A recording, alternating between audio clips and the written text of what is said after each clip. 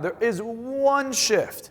If you make this shift, you will make way more money. I'm not talking about an extra $5K a month. I'm talking about millions of dollars a year. This is the shift that will change the way you view money forever. If I see money on a pedestal, is a pedestal easy to grab onto? No. Anything that's on a pedestal is hard to reach. But here's the paradox. If I get the thing on the pedestal, do I feel good? Oh my God, I feel amazing. I got the thing that I pedestalize. How do I feel? Do I look ecstatic about buying a new car, 2 new cars in the same day? I came home. Adam, you were at my house at the time. Adam is pretty much my top guy, like top closer. He's amazing. I love him. He's 18, right? When I came home with the Porsche, what did you think? I was going crazy. I've never seen something like that ever. Okay, and what was my behavior towards it?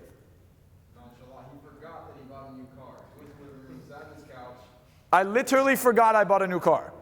I was just annoyed that I spent 6 hours in the fucking dealership because I had to spend 6 hours in the dealership. Okay? That is what? What does that tell you about my focus? Do I pedestalize this shit? Anything you pedestalize is hard to reach. Anything that's not on a pedestal, easy to get. This is what has to happen for the things you desire. Ironically, the pleasure of it disappears, at least the high of getting it. Oh my God, this is my dream car. It may not be your dream car anymore. You'll still enjoy driving it. You'll still be present while having something like that, or the house, or the whatever. But you have to take it off the pedestal. Because anything that's on a pedestal is hard to reach. And ask yourself this question, show of hands, how many people here have pedestalized the things that they want? When I get this thing, it is going to change my fucking life. That is the worst mindset you could have. But you say, but Marcel, that's silly. I want this thing. No. Wanting isn't having. If I want it, it's on the pedestal. If I have it, it's easy to grab. Who wants this? One person. You can have it. No, I'm kidding. Right? But imagine this marker, Sharpie, was a thing that you get to sign that made you $10 million in the next 30 minutes. Who wants it? Only one person gets it. I have it. I asked for it. I have it. Okay. Now what if it was on the ceiling? Who's going to find a way to get it? But you're sure you're going to get it, right? What if I just told you, hey, who wants this marker? Anyone interested? I like that. I'll give it to you, but I actually don't have another one. That's all right. I'll give it back to you. All right, you can give it back to me. I promise. Thank you. There you go. So I like that. Okay. That was good, though. That means we're priming him here to take action. That's fucking awesome. You're the man. I like that. I'm glad you're liking this video. Make sure you click the link below right now and secure your seat to my next seminar. You'll see a link in the description. Get yourself a ticket right now because they always sell out. I will see you in person. If you like this content and you want to change your life in person with me at my next event, click that link right now. Get yourself a ticket. Get one for your friends, your family, whoever you want to bring, and I will see you there. So here's the point of this. It's not the fucking marker that makes the difference. What makes the difference is the meaning we give the marker. If the marker has value, we're willing to do whatever it takes to grab it. If the marker has no value, we're not willing to do what it takes. The irony is, the more we value the marker, the harder the marker becomes to get. And the less we value the marker, the more indifferent we are to it. The balance, which is difficult for someone to do, is to take the thing you value and in that moment when you are pursuing it, have no emotion. I'm indifferent. When I'm negotiating something, as much as I fucking want the thing, I don't care if I can walk away. I don't want it. You're not going to do what I want? Take care. Because here's what abundance looks like. Anything I let go of, I know there's more of it coming. I let go of a shitty relationship to make room for a new one. I heard Bob Proctor, rest in peace, say something which I really liked. I'm not going to take credit for this because I didn't come up with this. He did. He said, anyone here ever have a bunch of clothes that they don't wear anymore that's still in their closet? Yes? He said, I want you to go home, take all those clothes and throw them away. And pretty soon thereafter, you'll find that you have a lot of new clothes that you do wear that took its place. Anything that you have in your life that isn't serving you, that you keep in your life, takes the place of the thing that you want to replace it with. The sooner you're willing to let go of it, the sooner something else can come in its place. Now here's the catch. If you don't believe that something better will take its place, you'll never let go of what you have. If you don't believe that something else will even take its place, you'll never let go of what you have. Now let's look at that psychologically. If I don't let go of what I believe, how can I make room for the beliefs that would best serve me? If I don't let go of how I've seen the world, how can I change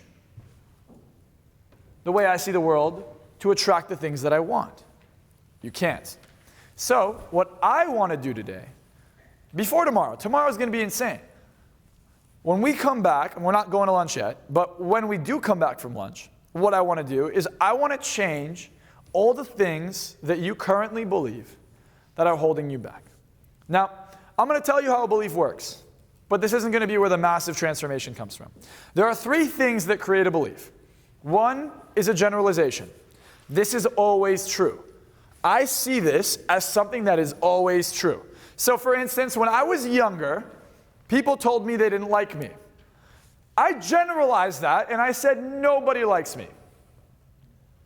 The second thing you do is you delete anything that contradicts your belief. You delete it. So if I think nobody likes me and my mom goes, I love you, delete. Doesn't exist. My mind doesn't draw evidence from that. I delete anything that shows it to me. If I don't believe I should be wealthy or making money is hard, my brain will literally, in front of my face, delete anything, any opportunity, anything that I could see that would potentially allow me to make more money. It would delete it if I believe that. And the last thing it does is it distorts. It will try and alter your perception to fit your belief system. Nobody likes me, but I like you. I see they're lying. See, they're not telling me the truth. It will make it up, or I can't make it. Yeah, I see that's an opportunity, but I don't know enough. That's not for me. Like, I can't make that happen. That's what the mind does. It generalizes, deletes, and distorts every belief, both positive and negative ones. Now the question is, instead of deleting all, like, the way my brain works is, I generalize and say, I'm the fucking best.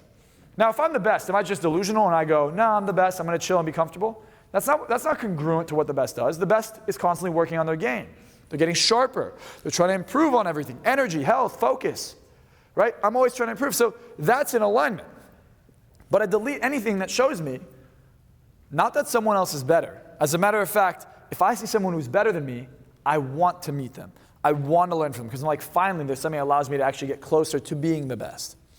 Right? So as far as I know, I'm the best. Until I see something better, I pick it up. Bam, let's learn that. What I do delete, though, is anything that anyone says to me about not being the best, or you're not good, or you don't know what you're doing. Because I don't believe that. How many people here have the most disgusting purple hair? Who here has disgusting purple hair? So if I said to you, you have disgusting fucking purple hair, who here would be offended? Why not? Because you don't believe it. What you don't believe about yourself cannot be triggered. So if I get triggered about money, I believe I shouldn't have money. Anything that triggers me comes from a belief. If I say you're fucking fat, it's because you're insecure that you're fat. If I say you're a loser, it's because you at some level believe you're a loser. Or you distort it and say that means nobody loves me. Whatever it is, there's something that's being triggered. So when you get triggered, listen to it. What is it telling me? It's telling you, hey, I got a fucking wound. This cut hurts. Maybe I should do something about it. Clean the wound. What I want you guys to do before we come back from lunch is to start to get triggered. Trigger yourself before you come back. What pisses me off? Oh, no, I hear what he's saying, but my girlfriend hasn't texted me back in the last 6 hours. I know she's doing something. Great. That's a trigger. How do you know? You there? Are you looking at it?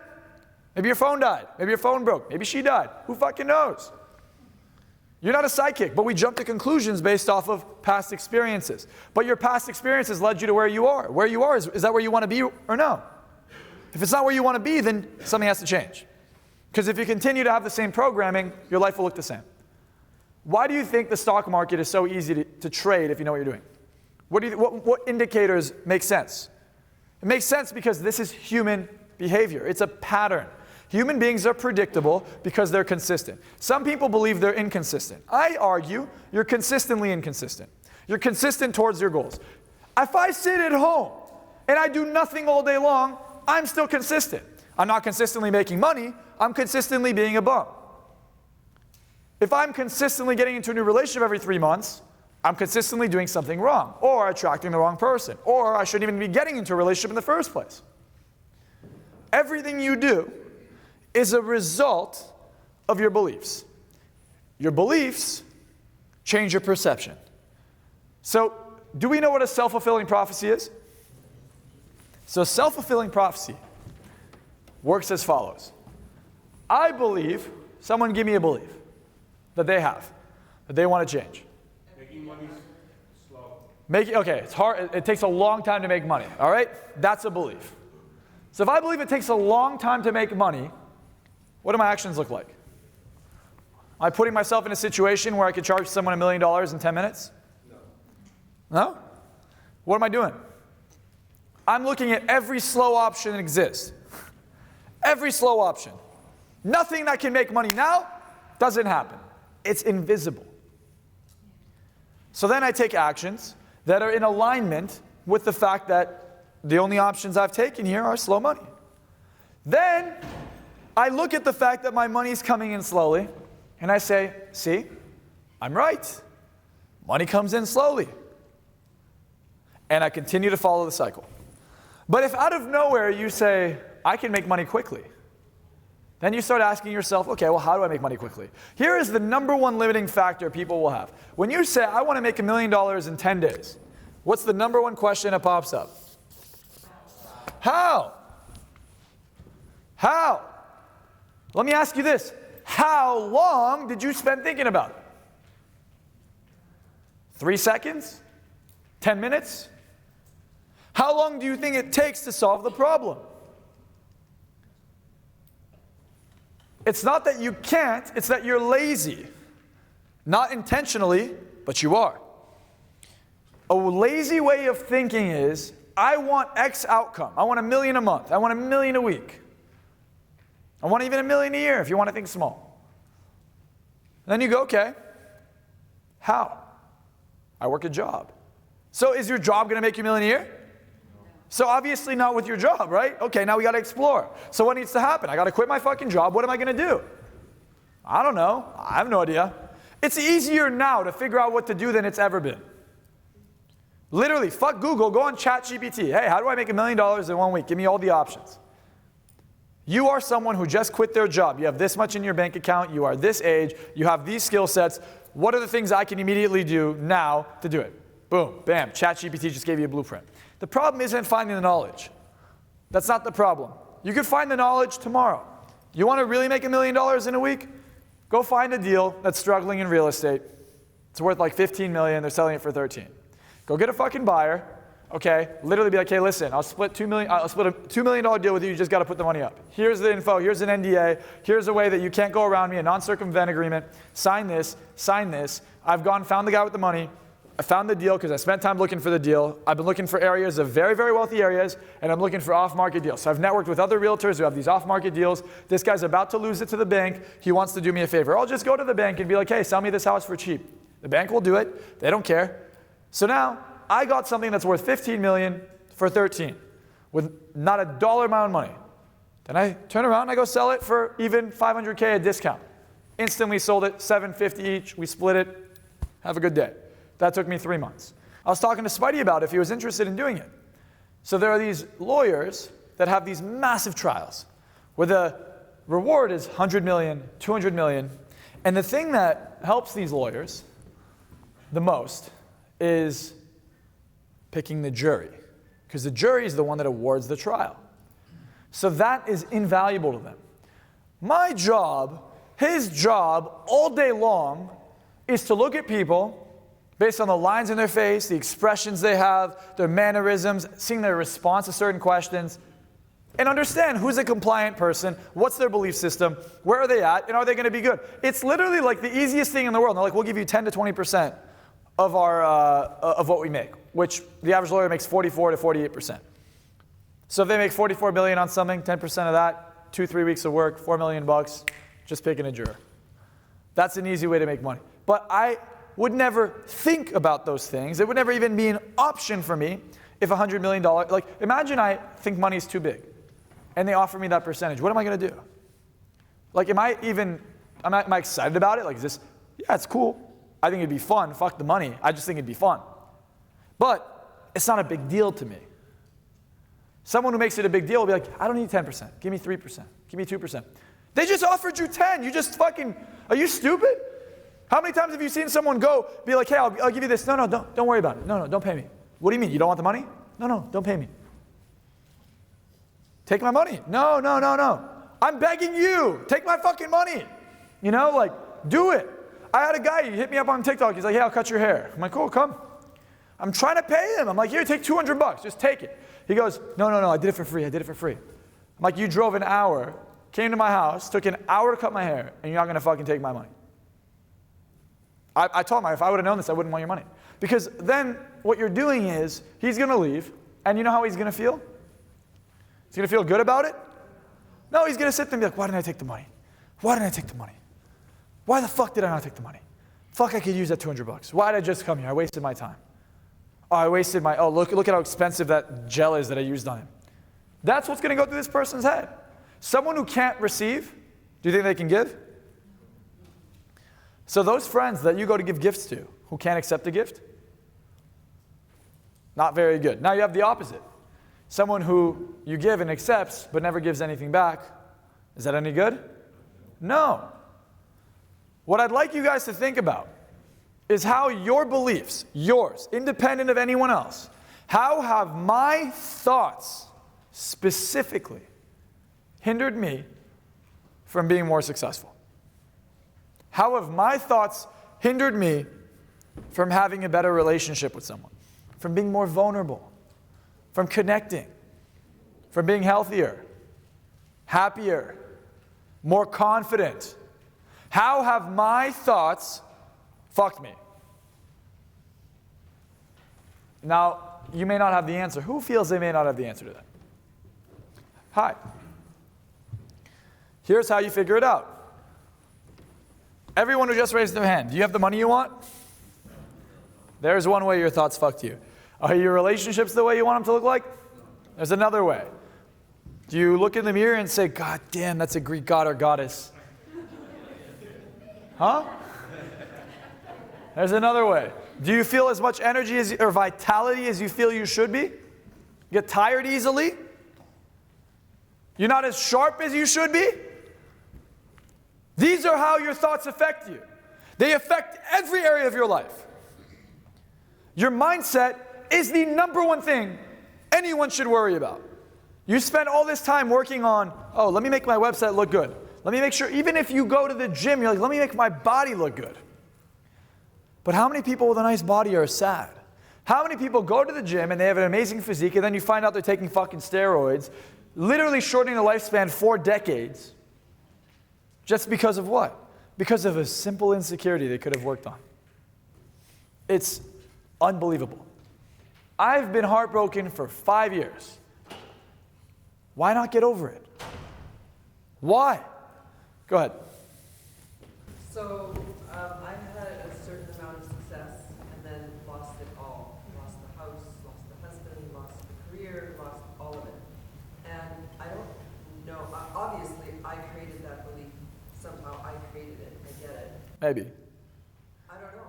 Here's the question, guys. So she said she had a certain amount of success and she lost the house, the husband, the wealth, all of it. And I'm assuming you haven't recovered it. Great. Here is what happens when this specific scenario occurs in somebody's life. It is a very common theme. Many people have done this, and it will continue to happen to her if she doesn't fix it. And I'm going to tell you what the pattern looks like. You have success, you work your ass off, and you make all this money, for instance, whatever all this money is to you, right? $500,000, million, 10 million, whatever. You buy a house, you buy this, you buy that. Then things start to go south. All of a sudden, you lose the job. Now you have no income coming in, but your expenses are still very high. Maybe you have 50, 100, 200K in expenses. My overhead's almost $500,000 a month. So whatever it is to you, okay?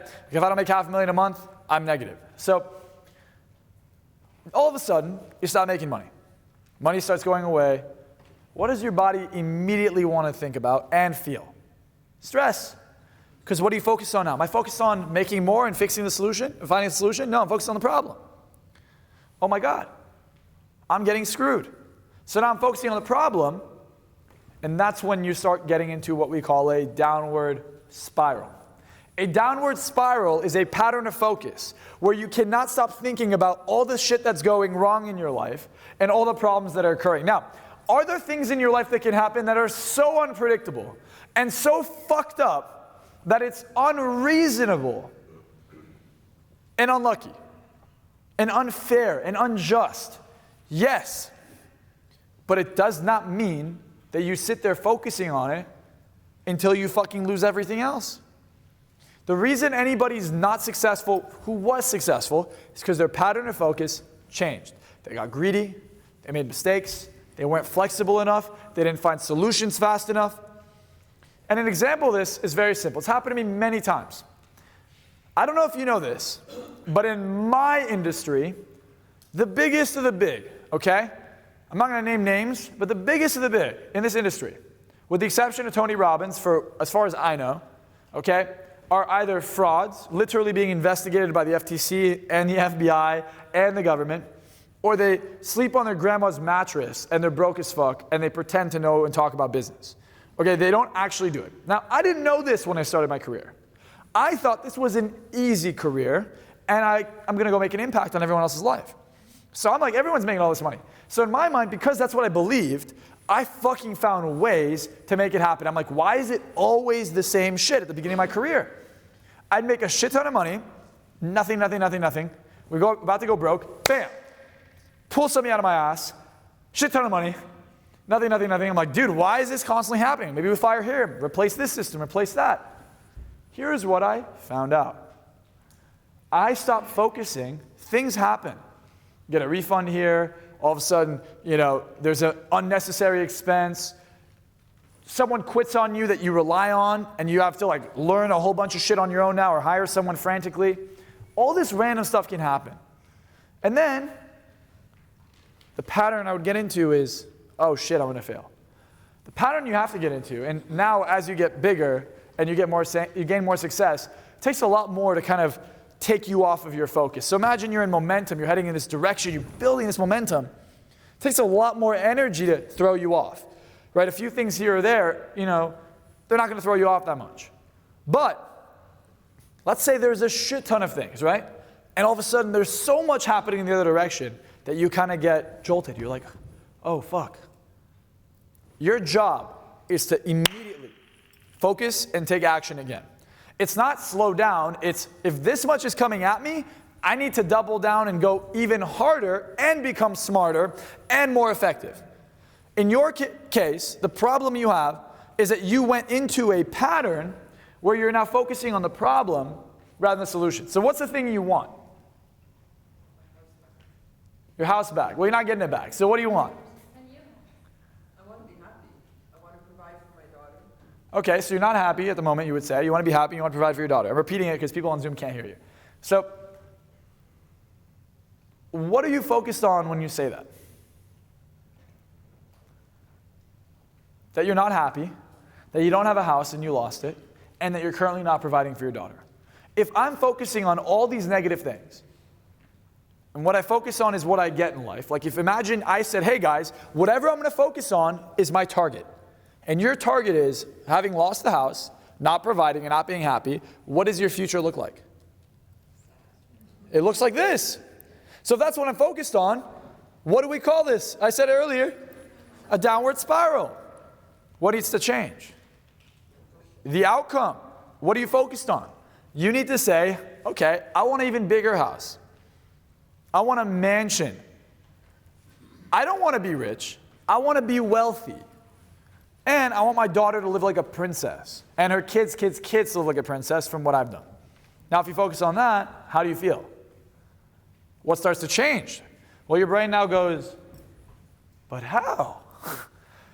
Where am I going to get this knowledge from? Who here has been in love? Raise your hand. Been in love. Who's been in love before? Zoom, raise your hand if you've been in love. So, when you're in love with somebody, what are you willing to do to find a way to get them to like you? You're willing to go to the gym? Eat a little bit better? Make some time? Sleep a little bit less? Think about it all day long? So, if I could do that for a mate, why can't I do that for money? So, if I say, hey, I want to date, I don't know, pick a celebrity, someone random. Huh? Okay, J-Lo. I want to date J-Lo. How? How am I going to do that? Shit. Let me spin around in this chair and waste some time here while I think about it. Nope, I don't have an answer yet. Let me go back. All right. Now it's time to give up. On to the next. That's what people do. So if that's how you're going to treat your fucking goals, who's going to accomplish your goal? The guy who sits there and says, let me spin around for 500 more times till I figure it out. If you don't spend time thinking about what you want, you're not going to get it. And another thing is, if you don't even know what you want, like you kind of have an idea, you all want to make more money, you want a better relationship, you want all these things, but you haven't quite figured out how you're going to get it, I know for a fact that working your shitty job, whatever it is, as good as your job is, definitely ain't going to be the way you're going to make generational wealth. It ain't the way. It's not going to happen. But some people work their job because they like their job. And that's different. I love my job. Okay, that's fine. You're there for the mission. That's fine. But then the goal can't just be, you can't have goals that conflict with what you love doing. If my goal is to be worth 300 million and I don't have equity in Facebook and it's a startup, well then good luck. Can I negotiate? Can I work my way up and maybe get it? Well look, if you end up being the CEO of Google, CEO of Amazon, you can make that generational wealth. The question is that the path I want to take?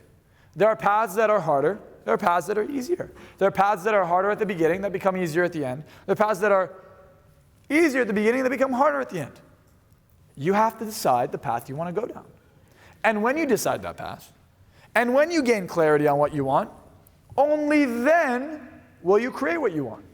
Now you don't have to know what the end goal looks like, but you do have to have an idea of what the start does. If you like this video, make sure you're subscribed to my channel and click the link below to get yourself a ticket to Mindset Mastery. I'm having a seminar July 25th to 28th in Miami, and all you gotta do is click that link in the description to get your ticket. If you happen to be watching this on a later date beyond 2024, well, there'll be an updated link in the description where you can attend a future event.